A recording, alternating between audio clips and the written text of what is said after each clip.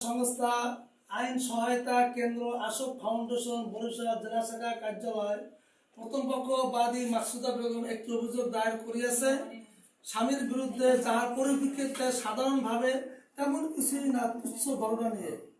এবং আমরা স্থানীয় প্রার্থী ইউনিয়ন থানা গোলনদী জেলা বরিশাল বাদী বিবাদী দুনো পক্ষে বাড়ি একই জায়গায় এবং তাদের সহযোগিতায় সালাম হাওলাদার, টিটু ব্যাপারী, অন্যান্য সবাই সহযোগিতায় স্থানীয় গণ্যমান্য ব্যক্তিবর্গদের উপস্থিতিতে শান্তিপূর্ণ আলাপ আলোচনার মাধ্যমে আপোষ মীমাংসা করা হয়েছে।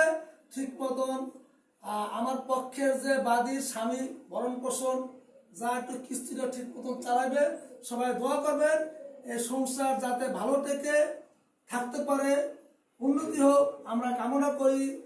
আইন সহায়তা কেন্দ্র আশোক আমরা কালকিনি শাখায় সুবিধার্থে আমরা একটা মীমাংসা করছি, সবাই দোয়া করবেন। ধন্যবাদ। আসসালামু আলাইকুম।